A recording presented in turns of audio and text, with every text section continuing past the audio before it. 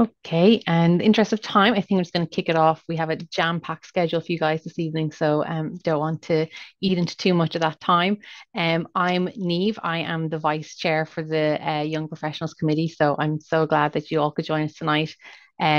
This topic is something that's really close to my own heart, having spent about 2.5 years abroad myself in the US.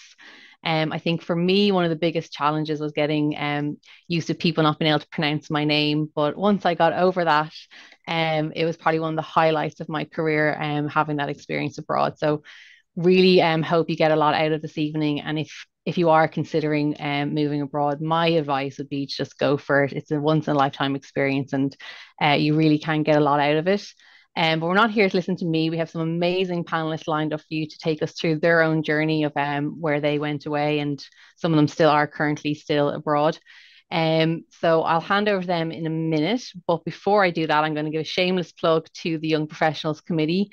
And we have some amazing events coming up. We have our first in-person event for 2024 coming up in March. So please connect with us on our LinkedIn, on our Instagram, and you can get all those details when we start posting them in the next few weeks. So hopefully we'll get to meet some of you at those events. But none of these events will be possible without our amazing sponsors from Barden. So I'm going to hand over to Brian in just a second, and then he's going to hand over to Gillian, and she's our MC for the night. We're going to kick off with our prepared questions, and then at the end we will have it open for some Q&A at the end if you guys have any additional questions that we haven't asked our panelists. So without further ado, I really hope you enjoyed tonight's event. I'll hand you over to Brian and then on to Gillian. So thank you. Enjoy. Thanks, Neve. Time for another shameless plug. But yeah, really happy to be invited to take part in this discussion today. I suppose for those of you who don't know Barden, we're a partner-led talent advisory and recruitment firm. We recently signed a strategic partnership with the Young Professionals Committee. So we're looking forward to helping you guys support with events, webinars like this, and everything else over the coming years. We also work with accounting professionals who are thinking about moving abroad or have recently just come back from a trip abroad. So we have a lot of experience in this area. Like Neve, I also worked as an accountant for a couple of years abroad, and it was a great experience and I couldn't recommend it enough. So look, delighted to be here today. And yeah, I'll pass you on to Gillian to MC the event. Thank you, Brian, and thank you, Neve, as well. So I'm Gillian Duffy. I'm the Global Member Manager, and I'm the main point of contact for members living overseas. I also get quite a lot of queries from members who are thinking about going overseas or members who are thinking about moving back to Ireland. We have 14 active chapters globally, from Cayman, Bermuda, Zurich, Dubai, and I won't go through the whole list, but there is an overseas members hub on the website where you'll find a lot of information, a lot of useful information and supports there. So anyway, that's enough about me. I am going to start with the questions of our great panel that's here today. So Brian, I think we'll start with you, as we have you already, so we may as well keep your mic on. We'd like to hear about your experience. So Brian, you were in Australia from 2017 until 2019, and then you returned to Ireland. So I suppose to start out, for those people who are thinking about going to Australia, was there a particular reason why you decided to go abroad? Yeah, so I suppose like a lot of recently or newly qualified accountants, I was at that stage in my life. I'd finished university, went straight into a training contract, 3 years of that. So it was the first time I had a bit of a blank canvas to decide what I wanted to do next. So really, I think it's just for a lot of people, it's just a very accessible time to move abroad. Again, for someone born and raised in Dublin, I went to university in Dublin, did my training contract in Dublin. So I think it was overdue that I got out of here and just tried somewhere new for a couple of years. Like everyone has different reasons, but I feel like at that part in people's career and their lives, it's just a very opportune time to go. Okay, thank you. And in terms of getting a job when you got there and finding accommodation, could you talk us through what that experience was like for you, Brian? Yeah, so in terms of finding a job, I actually got my first role through my network. It was my old audit senior in Deloitte. One of my first audit seniors in Deloitte had moved over a few years prior to me. She was a finance manager. We had mutual friends, etc. And she heard I was looking for a role, and I joined her team. So I think it's actually really important to kind of use your network as much as possible, especially if there is like a big Irish community or you have mutual friends, ex-colleagues in the location you're moving to. That was my first role. After that, I would have worked with various different recruiters. Like I know in Australia, Sydney and Melbourne, there's some good Irish recruiters who moved over. They know the visas very well. They know the situation, the limitations in terms of what roles are suitable and aren't suitable. So they can be great to work with as well, just because it is kind of a specific visa that you do have if you go on that working holiday visa. In terms of accommodation, then again, very similar to Dublin, word of mouth goes a long way. There's a big community of people coming and going on working holiday visas. So a lot of the time, people find accommodation because their friends are moving out or their friends' roommates are moving out, things like that. So again, your network, word of mouth goes a long way. Otherwise, just similar online, different websites, chatting to letting agents. So there's no real tricks to it over in Melbourne or Sydney, but I definitely kind of let people know you're on the lookout because that's a great way of hearing about good places. Very good. And you mentioned that you had a friend who was already out there, so that was great. You had somebody to kind of show you the ropes and give you some direction. And besides that friend, did you find it easy or difficult, or did you even have to think about finding more of a network? Like if you had gone there and you didn't have that friend, do you think, did you meet other Irish people that had just gone out there to see how they get on and help? Yeah, very much so. Like there's such a big Irish community in Australia, especially in Melbourne, Sydney, Brisbane. So I played sport. I met a lot of people through that. Obviously through work as well. You kind of get to know people very quickly. I find actually in Australia, the bigger challenge is actually getting out of that kind of Irish bubble. Right. There's so many, well, I was an accountant, there were so many other newly qualified accountants that I would have known from university, from training contracts, friends of friends. So very quickly you have this big group of an Irish network. And then after a while I realized I don't know any Australians. So it's kind of I ended up playing some AFL just to kind of try something new, meet new people. Again, through work as well, you get exposure to all different cultures, Australians, other people who've moved abroad. So that would be the main challenge. I'd say you need to make that extra effort to get outside of the Irish bubble that is over there. And just trying different things is the best way to do it. Yeah, that makes a lot of sense. And we are clannish by nature, so I can understand. Um, so I suppose one thing I would ask you then is you came back home in 2019, just before the pandemic, actually. Mhm. How did you find settling back home? What was the transition like?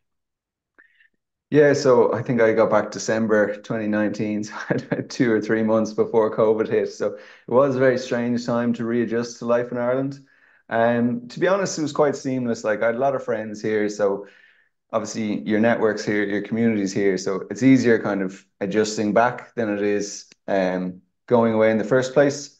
I was also only gone for 2 years. I know there's people who leave for 10, 15, 20 years, so it's obviously probably more of an adjustment. The things I found is very active outdoors lifestyle in Australia. And then I was coming straight back into winter in Ireland. That's probably something that took a bit of adjusting. It's very easy to come home from work, hit the couch and not leave again. So just making that extra effort to keep your various activities going, things like that. But yeah, strange time. Within 3 months I was in lockdown. So I don't know if I'd be the best example for that question. Okay, no, thank you. And hopefully that won't happen again, hopefully. Thanks very much, Brian. Thank you. So I'm just going to move on to Claire, because Claire, you are, just making sure that's right. So you've also returned from the US, is that right? Yeah, that's right. So I was working in KPMG New York in the US, and I came back in at the end of August 2021. So I've been home 2.5 years now at this stage. Okay. So you did 3 years in New York, is that right? You were KPMG Dublin for nearly 5 years and then 3 years in New York and then back to Dublin. Yeah, And you were exactly. Primark. In Primark, yeah. Right. Yeah. Yeah. So I'm a finance business partner in Primark. Oh, great. So for you, what was the experience like? First of all, just when you went out to New York, did KPMG, were they able to transfer you there? Is that how you got around the visa? No, yes and no. So I was working in audit in Dublin, and I wanted to move out of audit and get other experience within KPMG. So similar to Mark, or sorry, similar to Brian, I kind of reached out to my network. So I had ex-colleagues of mine in Dublin were working in the New York office in deal advisory. So it's like transaction services type work. So I would have reached out to them just to kind of get an idea of the work that they were doing and whether it was something that I would be interested in. So I'd like spoken to them, and then they put me in touch with KPMG recruiters for that particular department. And then that kind of the recruiter then set up a call to kind of understand what kind of role I was looking for and whether they had roles that kind of met that criteria, roles that were suitable. So it was within my visa came through KPMG, but it wouldn't have been a secondment through the Dublin office.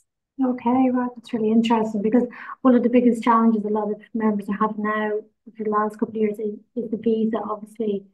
So that's really useful, Claire. Thank you. Yeah, and the visa probably, I know when I got the visa, it was probably a bit more straightforward. I think then when I was there, I saw a lot of people reapplying for visas, and visas were getting denied.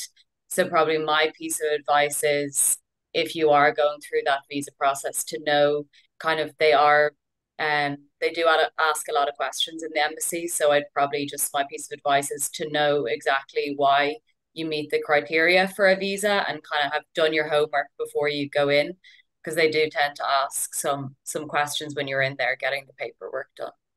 Okay. And Claire, did you find being an Irish chartered accountant was a benefit for you in the United States?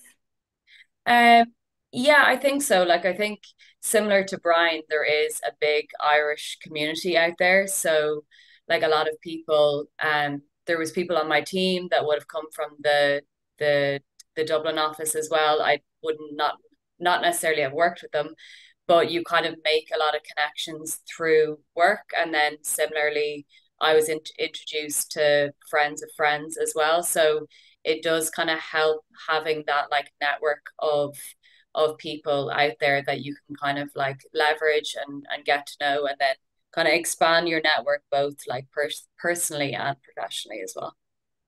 Great. And then in terms of when you came back to Ireland, how did that go? How did that transition go for you coming back from the United States?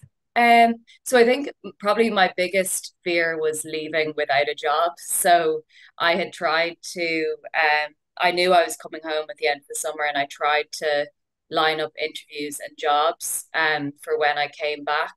But I think I wanted to take off some time as well because I hadn't been home in nearly 2 years. So it actually ended up being that I kind of reached out to recruiters before I came home to, I suppose, like set up connections with them. And then when I came back, it was more, I suppose, around looking for a job. And I was moving out of practice as well into industry. So that was probably my biggest challenge in trying to find a job that I wanted, and all I knew was practice at that point. So that was probably the biggest transition for me. And then I suppose in terms of coming home, sometimes when you're in Ireland, like for me anyway, I came home like a month and it felt like I never left. That kind of way you kind of just slot back in as well. So yeah, it was more the transitioning into industry, I think, was the biggest challenge. Okay. Did you find there was there were opportunities for you when you came home. You didn't feel you had to, like, you didn't have to take a lateral move or a step back in terms of your career. No, not at all. No, not at all. I kind of knew as well the types of roles that I wanted to go into. It was just finding the, a company that I was interested in interviewing for. Yeah, very good. Well done. Okay, so we'll come back in a few moments. I'm going to jump over to Louise, if that's okay. Hi, Louise. So Louise, I hope you're doing okay. Louise has just flown in from Vancouver and is very kindly staying awake. I'll do my best. So thank you, Louise. So Louise, your story is slightly different. You were with the Institute of Tax for 3.5 years, is that right? Yeah, so I was the finance manager in the Irish Taxation Institute for about 3.5, 4 years. The decision to move was not technically mine. I know when I left the Irish Taxation Institute, it was a very bitter moment for me because I had a well-established career, but as they like to give me grief over, I moved for love. My husband wanted to move away, and after some personal issues in my life, I said, okay, if I don't do this now, I'll never do it. And we took a leap of faith, sold everything at home. A little bit older. I was already qualified about 6 years, so I was not young when moving. But yeah, we moved in June 2022, so we are away just under 2 years now. Okay, so you're new. Yeah. So how has it been in terms of finding accommodation? Again, the visa, the job. Can you talk us through those items? Yeah, the visa for Canada is quite easy. It's the International Work Experience visa. It's a 2-year visa. There's a quota of about 10,500 for Irish individuals who want to move over on a working holiday visa. So you've got an excellent chance of getting the visa. The process was quite quick. I think I had gotten my invitation within a week of applying. And then it was just getting your police certs and your CV and your biometrics all sorted. So I had the visa and everything ready. I was good to go from the 7th of February of 2022. That was a very straightforward process. And if there's any confusion, like there's plenty of Facebook pages that will help you kind of navigate your way through the system. We then booked an Airbnb when we got over to Vancouver for the first few weeks. It was really good just to kind of figure out where we wanted to live, what areas we liked, what areas we didn't like. And then we sort of chose an area that was outside the Irish community. Again, because it's so easy to slip into that. The Irish abroad are always going to be your family, no matter what. They're so supportive. But it's also nice to learn other cultures and mix with locals and other nationalities. Yeah. So no regrets so far then, Louise. Vancouver. No, currently applying for PR. And we have a great, very active chapter in Vancouver. And you were saying you've already been to a chapter event. So yeah, the first event was the end of last year. Yeah. And there was a great turnout. Again, I met people there that I didn't even know live in Vancouver, other Irish chartered accountants. And I believe the next event is in a couple of weeks' time in March, and there's a good turnout for that. It's a great way to meet people who are in your situation, essentially. But then there's like the Irish Consulate will also have new and not so new in Vancouver events, and then I would definitely get involved in activities that you're interested in to meet like-minded people. Funny enough, we ended up bringing our dog over as well, so we actually met a lot of our friends through dog parks. Yeah, that's understandable. Yeah, dog walkers. Yeah, and then your friendship group just naturally grows because you get invited to different events through different people, and it just continually grows. Yeah, great. Well done. It's exciting. So you're home now for a visit. Yeah. and you're definitely going back. So great. Uh, okay, so again, well, you've already answered it really. I was going to ask you, do you think that being a CA has benefited you with your move to Vancouver? It sounds like it does. Yes, absolutely. It was very difficult at the start. My experience, and it wasn't everyone's experience, because when I spoke to people at the Chartered Accountants, the Irish chapter in Vancouver, a lot of people didn't have my experience, but my experience was that I kept getting passed up in interviews for people who had the Canadian experience. They weighted quite heavily on a Canadian experience. And thank God, Chartered Accountants Ireland are part of the Global Accountancy Alliance. So I decided to tackle that and go through and apply to CPABC, who I ended up having to do a course, which was like a reciprocal program. It was quite short. And so it meant that I ended up with the local designation. So I'm a CPABC and ACA. So I hold the dual designation. And it meant that when employers were picking up my CV, they could see the local designation and kind of didn't worry about my Canadian experience anymore. Very good. And just for out of interest, how many hours did you have to do? Did you have to do a certain amount of hours to do that skills test, or was it just a one-day exam? So it took, I think it took me about 20 hours. It is all online, and you sit 21 mini exams. Okay.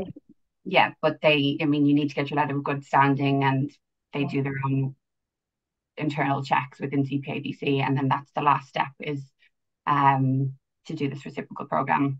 It's fairly standard. You go through your ethics, your financials, and it's just kind of a general knowledge of their own tax base. Okay, very good. That's really useful. Thanks, Grace. We might come back to you in a few minutes as well with some more questions. So we'll jump over to Michael Gilmartin, who's in London. Thanks, Gillian. Yeah, so it's good to hear different stories. I've been around, spent some time in Sydney, some time in Boston, some time in Dublin, London. So I've probably bounced around a bit. Yeah, but probably nothing new other than what probably Brian, Louise, and Claire have said. I suppose one advice I got when I was moving was from a senior manager when I trained at PwC is like nothing really to lose. Go over. If it works out, it works out. If it doesn't, you can always come back. And that was kind of one regret he had. You know, he had a wife and kids at that stage. He said just go off. You know, there's really no downside from what he could see. And also like there's no good time to go either. Like, you know, you're going to miss different things. But yeah, probably the hardest decision is just actually just say you're going to do it and move on. Like I was probably going to move to London. We had more friends there, but I had a lot of people in Sydney and Melbourne at the time that I knew. So I said, look, while you have a ready based community there that you know, made sense to me to go to Sydney for like many people a 1 year visa, and then 3 years later I was making my way back to Ireland. I fell back into life in Dublin.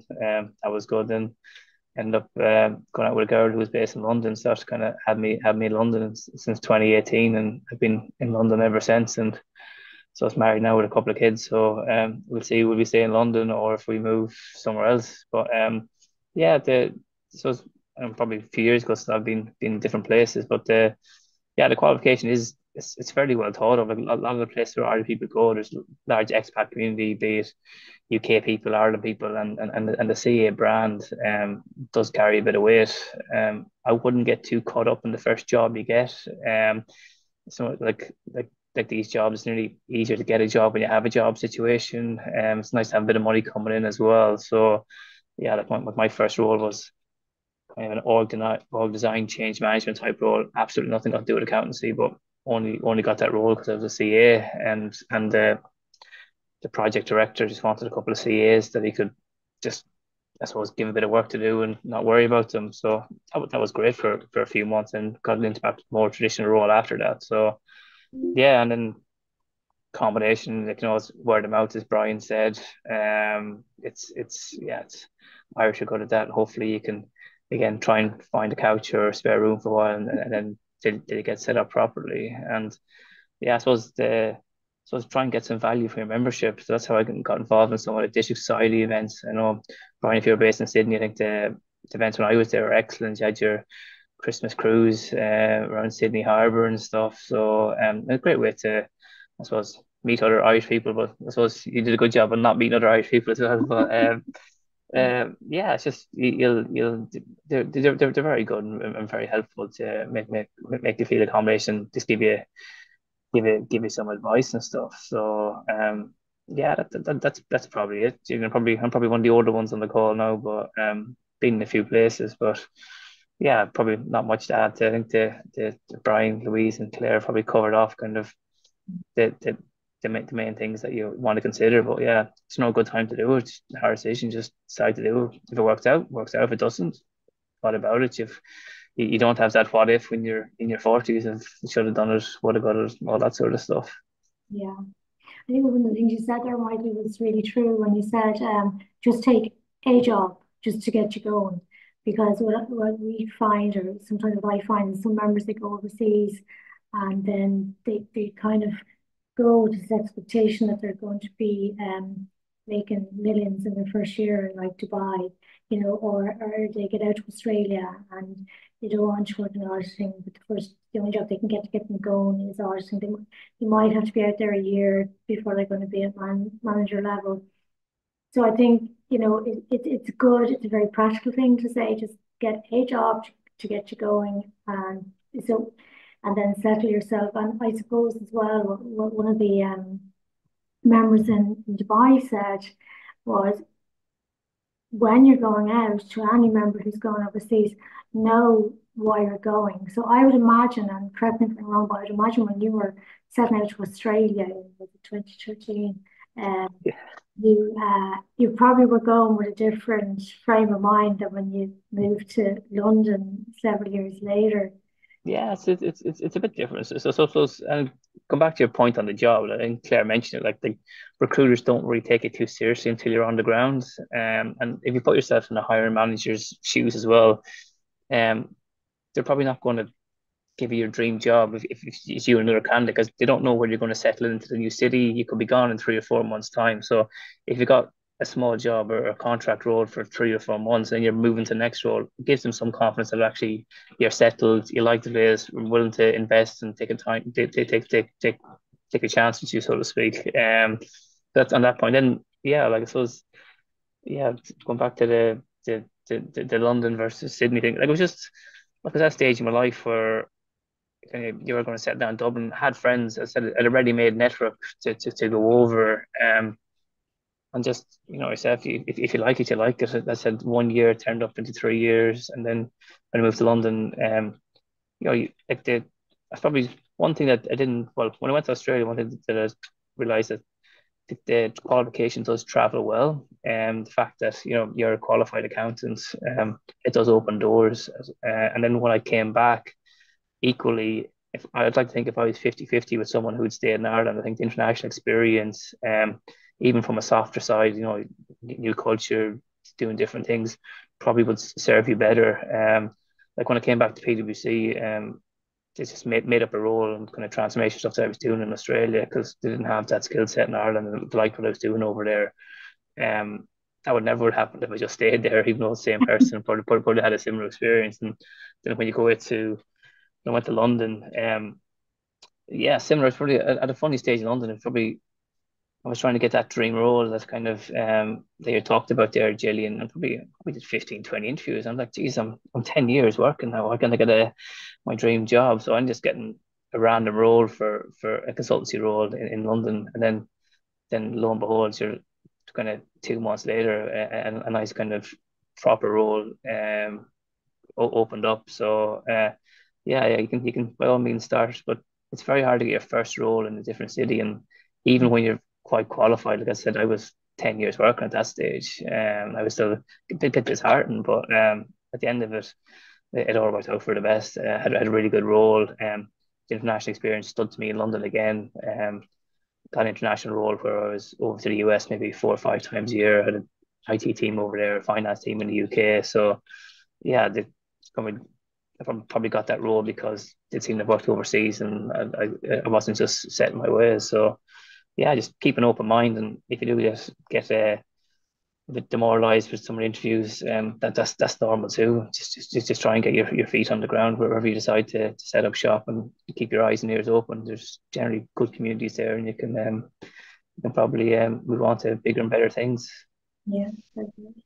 And I suppose, well, because you have been away quite a bit in Australia, and as you said, 6 years in London now, and um, obviously there's a lot of positives to living abroad, and the main negative, I suppose, would be missing family and close friends. Is there anything else that you would kind of say to somebody, something to watch out for, or don't be surprised? Yeah, look, maybe going back to the point Brian made, like I played a lot of sports back in Ireland. For pretty much a lot of GA. Played for Sligo for years. And I was kind of keen not to do that because it took so much time. You've given away weekends and you're training and doing this and doing that. So I played kind of different sports over there. And that was great to. I ended up playing like squash and tennis and basketball and just getting involved with local teams there.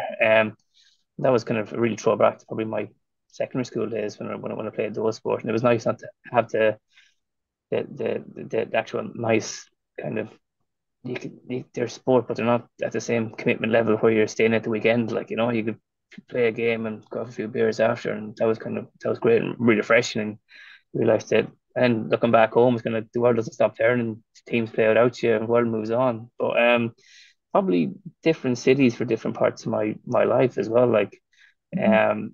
I was in Boston when I was mid 20s. That was probably a bit quiet in McDonald's. You probably want to be in Chicago and New York if you're in your mid 20s, late 20s. A bit more going on there. Boston probably more family orientated.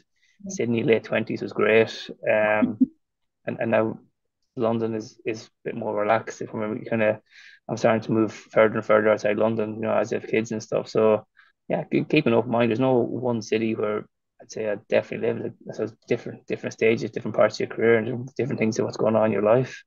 Yeah, yeah. And as you said, it kind of gives you the tools to work with different people and have an understanding, and you don't just you're not setting your ways. It all serves you. And Um, I've been lucky as well. I was in Sydney 2 years ago, and I've still some friends there, and they all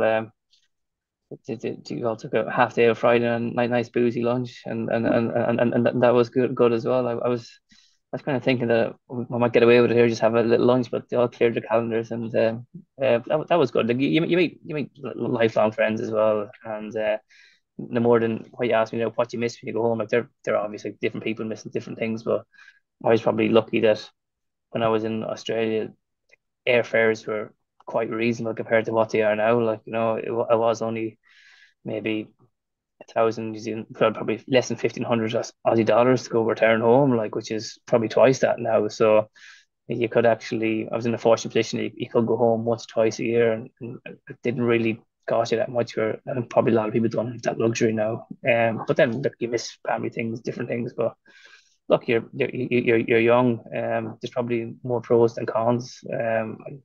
If I had my time, I'd probably do it again. And it doesn't work out well for everyone. I've some friends who maybe did 6 9 months and came back, and they were happy too to give yeah, it a go. right. What wasn't meant for them. Nothing wrong with that either. Yeah. Yeah, as you said, at least you don't look back and feel regretful that you never tried it. So really across the panel, everybody is saying go for it, whatever your worries are, whatever stage you're at, or your family or your career, and if it's an option, maybe don't be afraid to go for it. Really.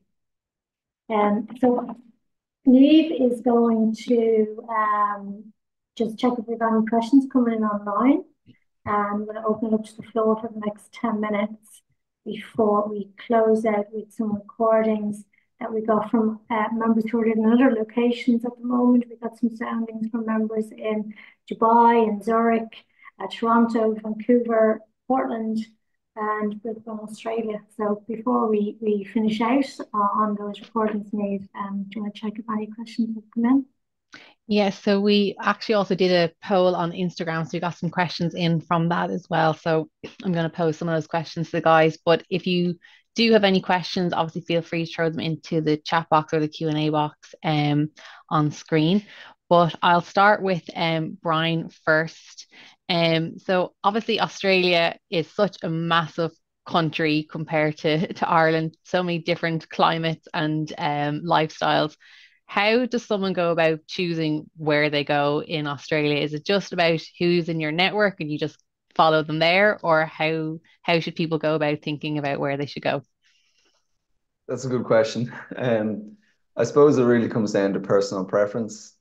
I think when we were deciding, we'd heard the nightlife in Melbourne was better, so we went there. Other people might like surfing, might like beaches. Sydney's definitely better than Melbourne for that. Brisbane better again. So it really depends on what you're looking for, like what's important to you. Um, in terms of like travel, like Australia is so accessible. When you're there, like there's so much you can do without leaving the country. So I definitely recommend traveling as much as possible. But I don't know, Melbourne is a lot more European. The weather isn't as good. Winter in Melbourne can be tough, I found anyway. Whereas Sydney is more like what you see on TV when you think about Australia. Same as Brisbane as well. But Brisbane then again is smaller. I've family who are in Adelaide at the moment as well. Again, smaller city, but it seems like a nice place. Obviously, a lot of Irish go to Perth. So there's so many different options, but it'll really depend on yourself. I would suggest if you have some sort of network there already, that will help. But again, like no matter where you end up, you'll definitely make friends, you'll find a community. So just focus on what's important to you. Perfect. Thanks, Brian.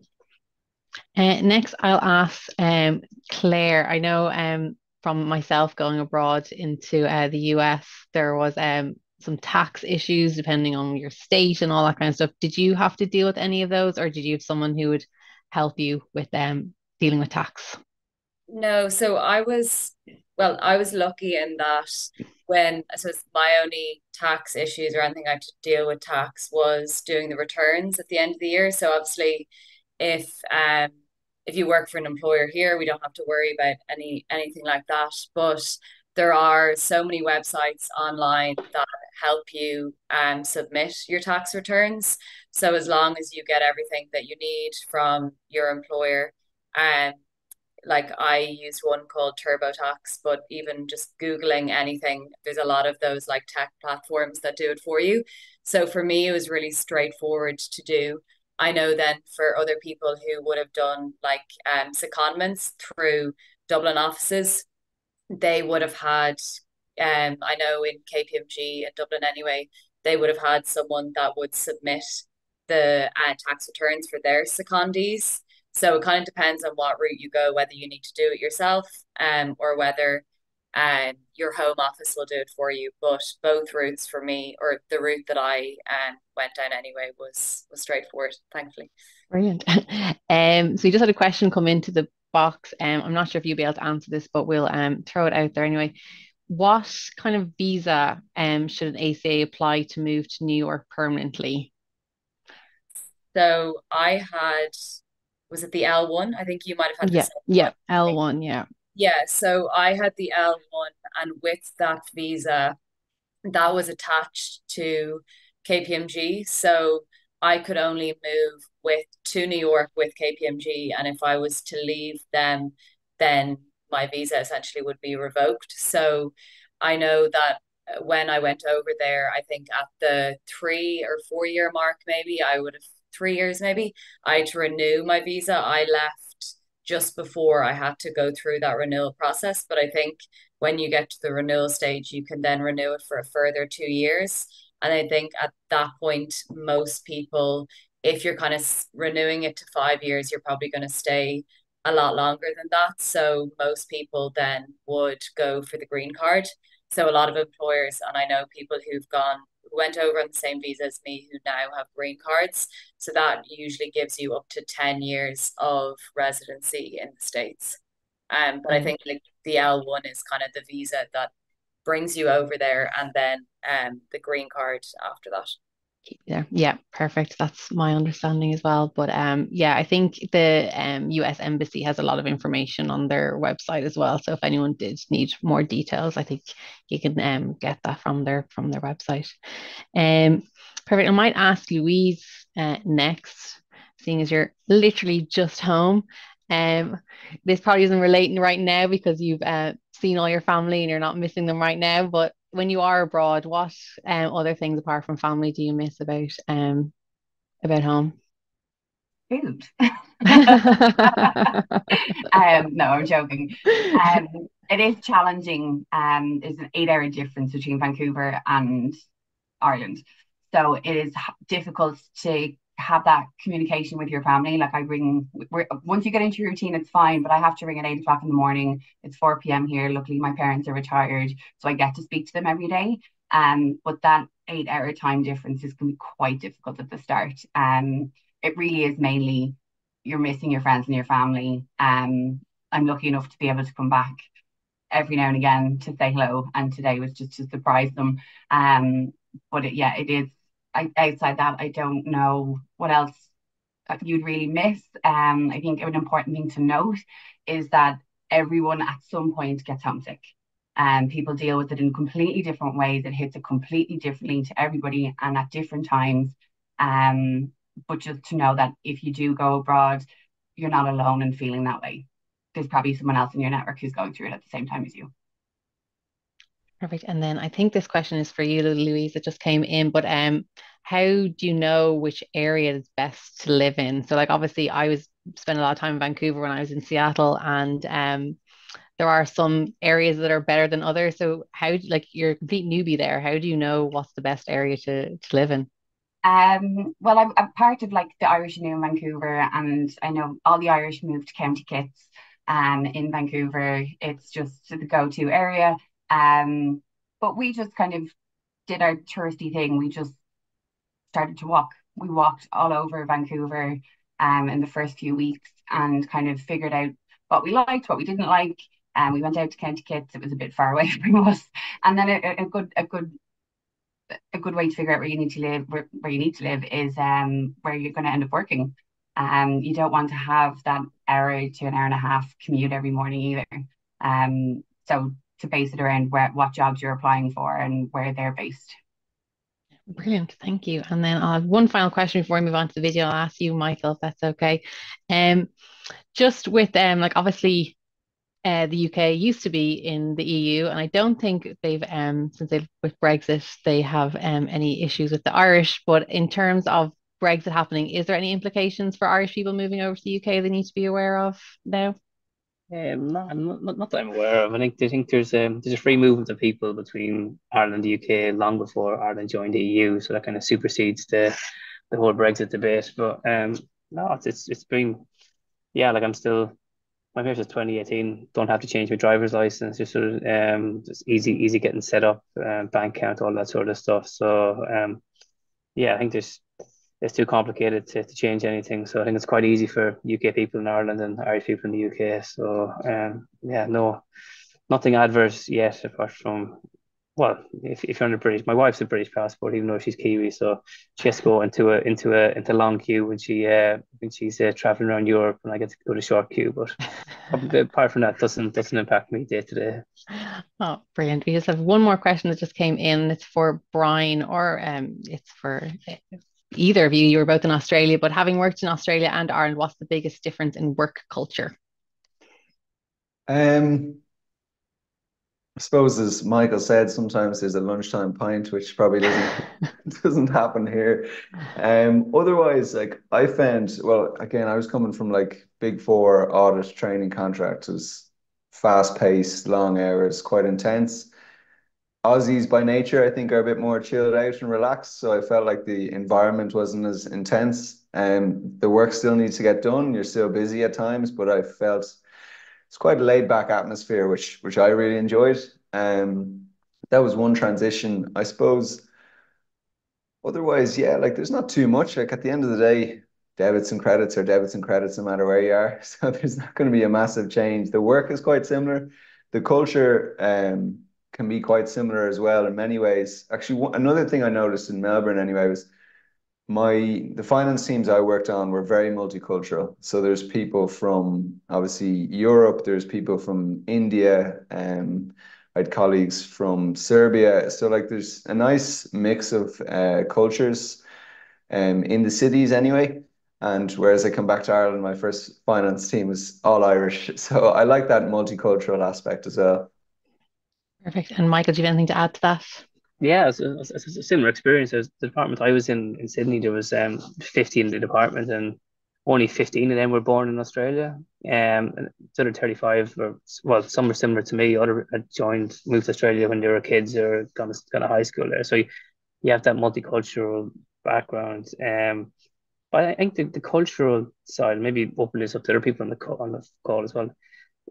There's not as marked differences between territory to territory. I think people are becoming more open, like as Brian said, like the work still has to get done, but when and how it's done, most people are not so much old school. There's no kind of shirt. I'm wearing a shirt today, probably second time since January wearing a shirt, like, you know. So I think the world is moving on. You have to kind of it's time to get your work done. Like my boss here in London is Kiwi, or was Kiwi. Now I'm working for English. Like there's not those black and white kind of long hours. It's all kind of mixed in, and probably because it's more multicultural in the team. Like there's loads of different nationalities here, so it's probably for the better.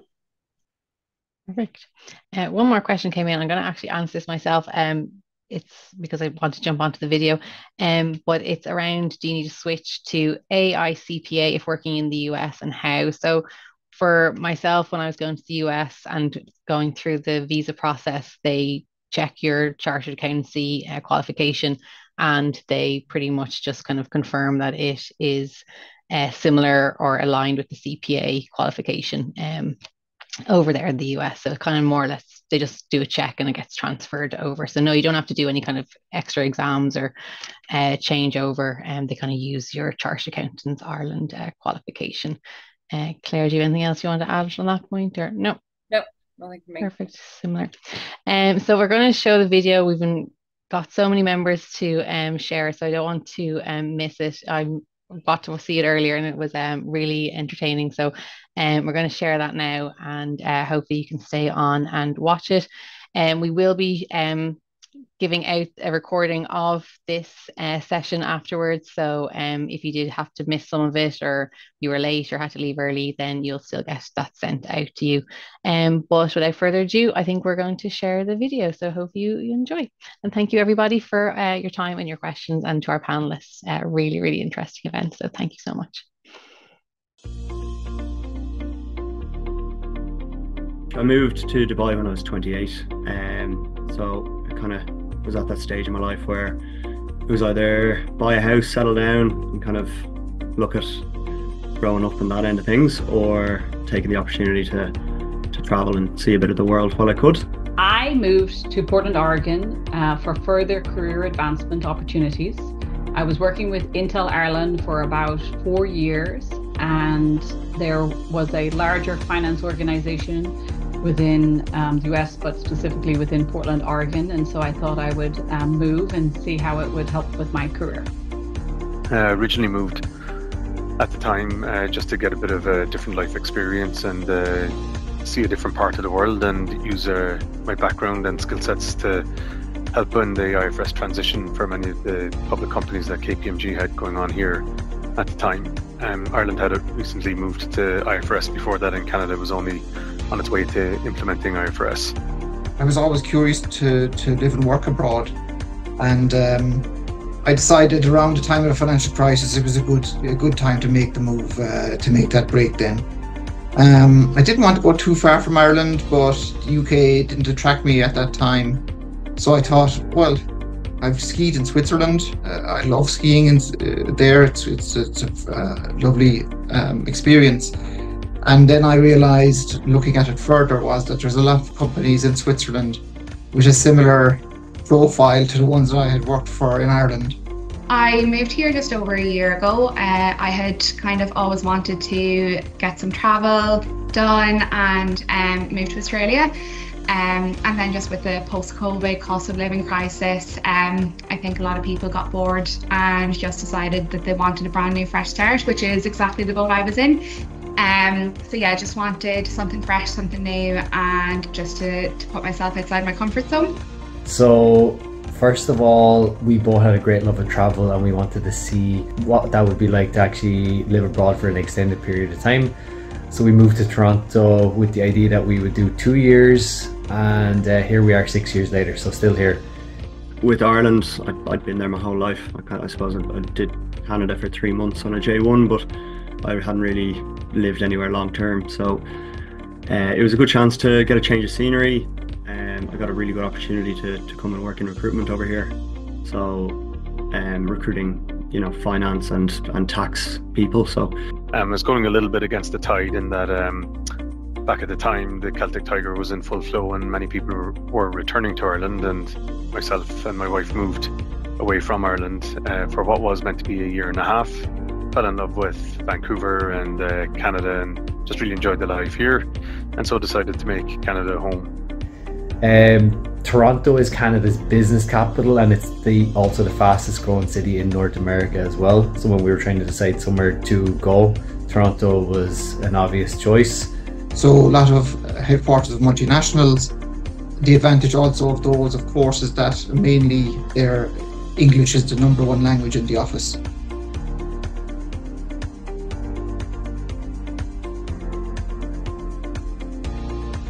I think if you are thinking of moving, I would go first. I mean, nothing ventured, nothing gained. I think some of the things to think about are, you know, how long do you want to move for? Does it provide, you know, financial gain? Does it provide the career opportunities? Is it, you know, are you going to discover, you know, new sides of the business that you hadn't looked at previously? By taking roles in other countries and seeing it from a different perspective. There's a couple of reasons people do move to Dubai, long term and short term. So I suppose if you're looking to move long term, you're looking at what jobs have the best outlook, what jobs will put you in a good position in 3 to 5 years, 5 to 10 years. What position will you be in your career? You know, do you know anyone who's out here that you can speak to, whether that's friends, family, recruiters, that will be able to give you advice on your jobs and the living situation? Have you been here before? There's a lot of things to consider if you're, I suppose, moving your whole life here for the next 5-10 years. You know, finding a job isn't as easy as some people think. They think, you know, being a chartered accountant, you'll walk out here and jump into a job and within a year you'll be a millionaire. But unfortunately that isn't the case. It's probably the opposite. The first year you end up saving nothing really, getting settled, getting your apartment, getting all your documents, you know, so a year flies by here. So if you're coming out short term, then are you coming just for the money?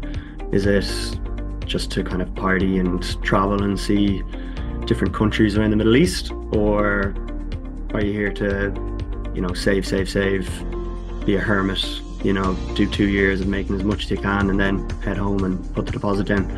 So with that, do you value time off more to go traveling, or do you value your salary more? Because the one thing people, as I said, think is they're going to come out and land a huge salary straight away. A lot of the time people don't realize that the UAE experience is huge, you know, so you only really start earning the really big money when you have 2, 3, 4 years experience in the UAE, and you get those managerial positions, you get the raises, you move on to your second job. So I suppose speak with recruiters, listen to them, you know, they know the market. We've placed a lot of Irish out here. We've seen a lot of Irish struggle because they've hung on to this notion that they're worth a lot more than maybe the market says they are. So yeah, speak to as many people as you can, understand your motivation, and, you know, put yourself in the best position to make the move. I think a couple of things you should think about, and I noticed maybe in my earlier years when I was here and involved in a business organisation focusing on newcomers and Irish people being here, was Canadians are very friendly, which is great. It can be a bit cliquey and hard for people if you're on your own to break into some new social circles, so just be aware of that. And one of the other things that's interesting from a business perspective that I noticed was that we are, I think, very capable and very well educated as Irish people, but we are also quite reserved at times about coming forward and promoting ourselves, because I think we feel that it could come across as being arrogant. And of course there is a fine line between being arrogant and being confident. But so my advice would be, when you come here, don't be afraid to kind of put yourself out there, get to networking events, you know, talk to people, reach out. If somebody says, I'll connect you with A, B, C, D person, you could meet up with them for a coffee or lunch or something like that. Don't think, oh, well, I'll call them next week, or I'll call them in 2 weeks, or I'll call them kind of, you know, I wait till I really get to see them 2 or 3 times, and then, you know, it might be more appropriate to have a lunch with them then. Just don't be backwards about coming forward, because the Canadian people will already have taken that opportunity, so don't be afraid of that. The industry here is another thing to consider from an industry perspective. Is one of the big main industries here is actually real estate. There are a bunch of other entities that are here, but it's very much a small to medium size enterprise environment. There aren't a lot of the main headquarters for Canada aren't really based out of Vancouver. There is a significant junior exploration market and biotechnology market here, and IT market that has been growing over the last number of years.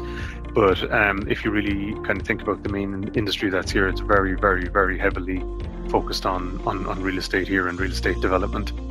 You know, I'd recommend that you do a lot of research in figuring out where you would like to go.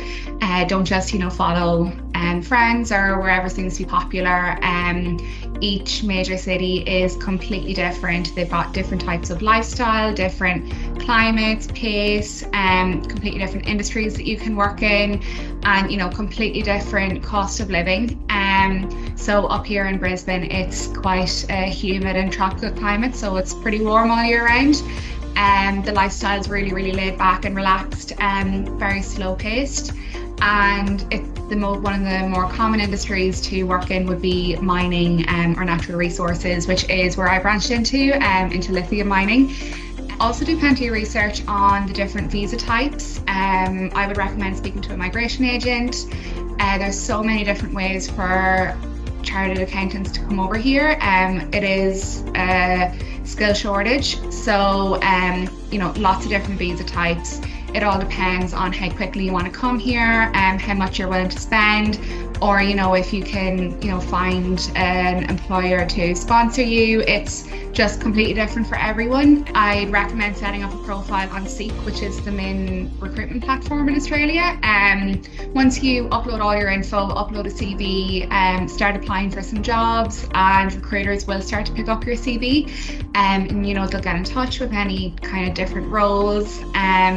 So yeah, definitely recommend doing that pretty much straight off the bat. From the point of view of advice, or moving to, I would limit it to the German side, Switzerland. Number one is, you know, Switzerland, as we know, is not part of the EU, so it has different immigration laws. And of course, anyone is free to move here. That's an EU national. But just that it's a different, companies don't necessarily look firstly at EU nationals who aren't living in Switzerland already. So important to get a job, whether that be by doing Zoom calls from Ireland. Probably better almost to try and get here and do interviews here and almost have a Swiss address, so it looks like as if you're part of the country already. So that's number one. Number two is that culture. I think you have to look at the culture of this side of Switzerland.